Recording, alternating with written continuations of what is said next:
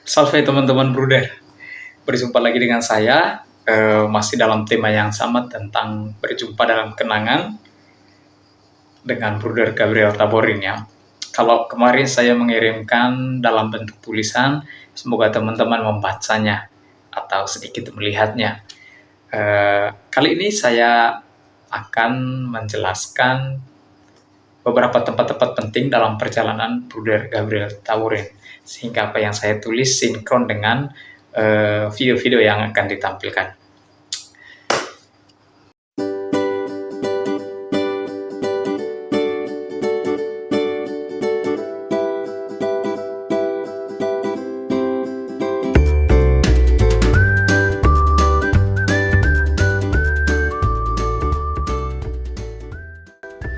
Baik, kali ini kita berada di tempat yang pertama. Saya mengikuti alur The Pilgrim's Guide dari buku kecil ini, dan ini adalah Châtillon-de-Michel. Ini nama tempat di mana Bruder Gabriel belajar bahasa Latin. Jadi ini kapela kecil yang berada di Châtillon-de-Michel. Jadi tempatnya tidak terlalu besar ya, tetapi sangat indah. Nah, ada satu rumah kecil di mana Bruder Gabriel tinggal, tepat berada di hadapan dari kapela ini. Jadi ini tempat di mana Bruder Gabriel studi tentang aritmatika dan juga bahasa Latin.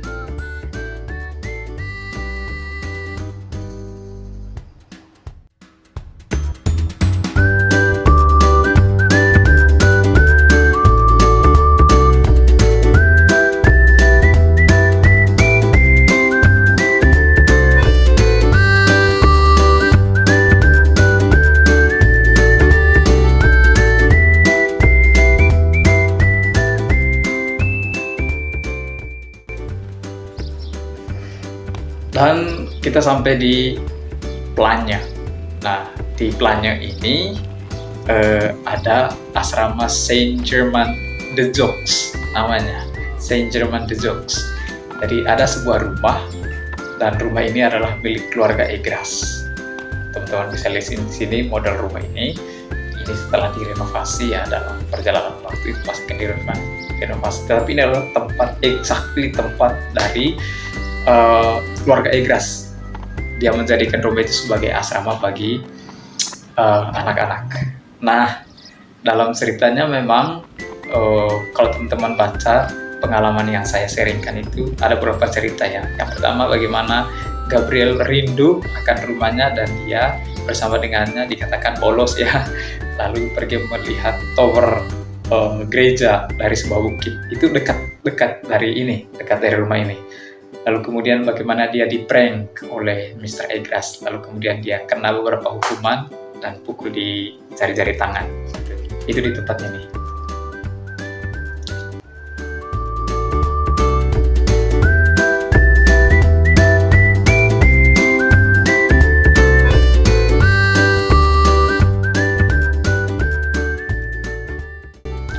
Dan kita sampai di Belle-Édouix.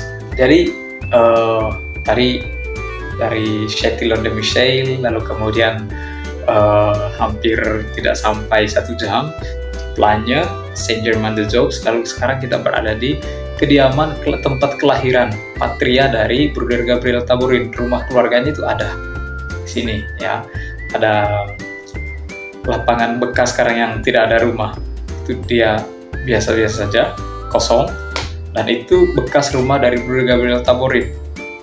Lalu kemudian ini baru yang kapela ini adalah kapela baru setelah direnovasi. Tetapi ada satu tempat yang sangat menarik, yaitu ya sekarang menjadi pekuburan umum, dan diceritakan bahwa pekuburan ini dulunya adalah gereja masa kecil Bruder Gabriel. Jadi Gabriel itu dibaptis di tempat ini.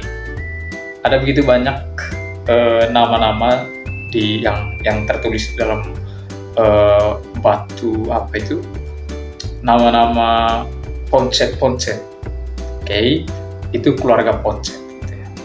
Kira-kira ini seperti ini pemandangan Belle-Édouix.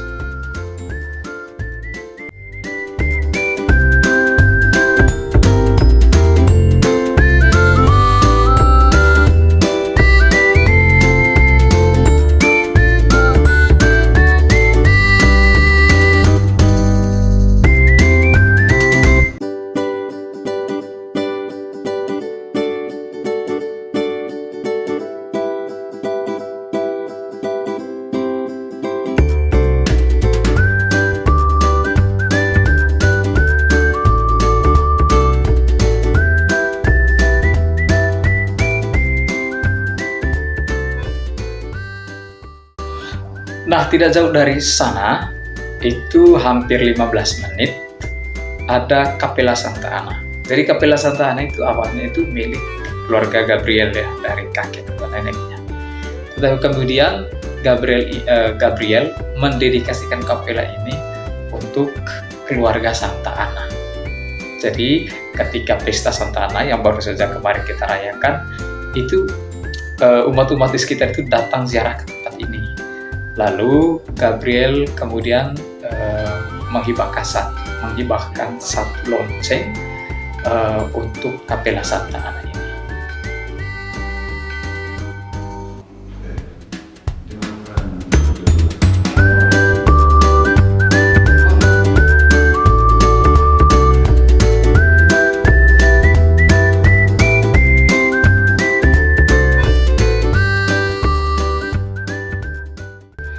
Nah, dari Capella Santa Ana ini kami berjalan kaki dari Capella Santa Ana menuju Les Bouchoux.